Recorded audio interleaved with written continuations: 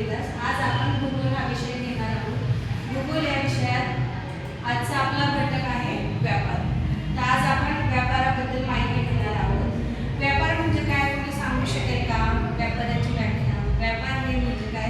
दैनंदिन जीवनात आपण छोट्या मोठ्या गोष्टींसाठी देवाणघेवाण करतो, त्याला व्यापार म्हणतो. बघूया, दैनंदिन जीवनात आपल्याला विविध गरजा असतात. या गरजा पूर्ण करण्यासाठी आपण विविध वस्तूंची खरेदी करतो. खरेदी करतो म्हणजे आपण मागणी करतो.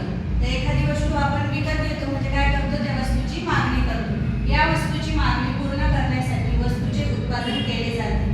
वस्तूचा पुरवठा उत्पादक करतो म्हणजेच त्याला घाऊक व्यापारी म्हणतात. जर वस्तूचा पुरवठा त्याला करतो त्याला काय म्हणतात? घाऊक व्यापारी म्हणतात. अशा प्रकारे एकमेकांच्या गरजा पूर्ण करण्यासाठी वस्तू खरेदी व विक्री केली जाते. आपण वस्तूची खरेदी करतो, ग्राहक असतो. तसेच वस्तूचे उत्पादन करणारे उत्पादक व विक्रेते करणारे विक्री असतात. ग्राहक व विक्रेते वस्तूंची खरेदी विक्री किंवा देवाणघेवाण करतात, त्याला व्यापार म्हणतात. तो व्यापार कशाला म्हणतात? तर ग्राहक जे खरेदी विक्री करतात वस्तू, त्याला व्यापार असे म्हणतात. व्यापार ही एक महत्त्वाची आर्थिक क्रिया आहे. समाजातील लोकांचे आर्थिक जीवन एकमेकांवर अवलंबून असते. तर व्यापार म्हणजे आता बघा, समाजात व्यापार करावाच लागतो कारण प्रत्येक गोष्टीसाठी आपण एकमेकांवर अवलंबून असतो. कोणताही प्रदेश किंवा देश स्वयंपूर्ण नसतो. लोकांच्या गरजा पूर्ण करण्यासाठी लोक प्रदेशादरम्यान व्यापार होणे गरजेचे असते. प्रत्येक प्रदेशाची भौगोलिक परिस्थिती वेगवेगळी असल्याने प्रत्येक प्रदेशात विशिष्ट वस्तूंचे उत्पादन होत असते.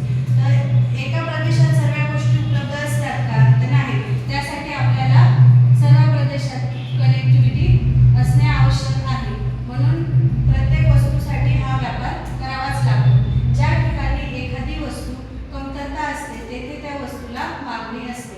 तर एखाद्या प्रदेशात जी गोष्ट नसते तर त्या दुसऱ्या प्रदेशातून ती वस्तू मागणी केली जाते. ज्या ठिकाणी वस्तूचे उत्पादन अतिरिक्त होते तेथे त्या वस्तूचा पुरवठा होतो. अशा प्रकारे अतिरिक्त उत्पादन असणाऱ्या प्रदेशाकडून तुटवडा असलेल्या प्रदेशाकडे वस्तूच्या मागणीनुसार पुरवठा असतो. उदाहरणार्थ, जम्मू काश्मीरमध्ये होणारे सफरचंदचे उत्पादन भारतातील इतर राज्यात मागणी असलेल्या ठिकाणी पाठवले जाते. तर भारतात काय पाठवले जाते? सफरचंद. तर अशा प्रकारे जे आपल्या देशात नाहीये ते आपण मागणी करत असतो.